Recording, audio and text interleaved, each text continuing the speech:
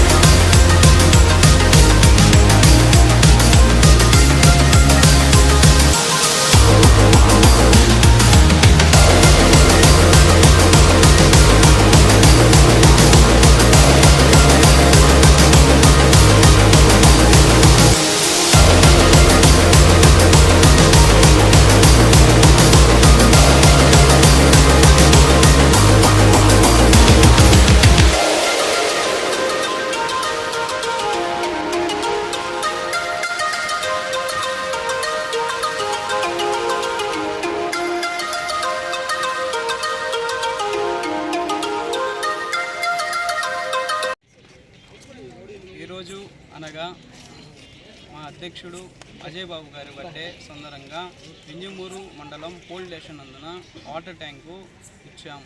అదేవిధంగా ఈరోజు cake cutting కూడా చేసుకుని సంబరాలు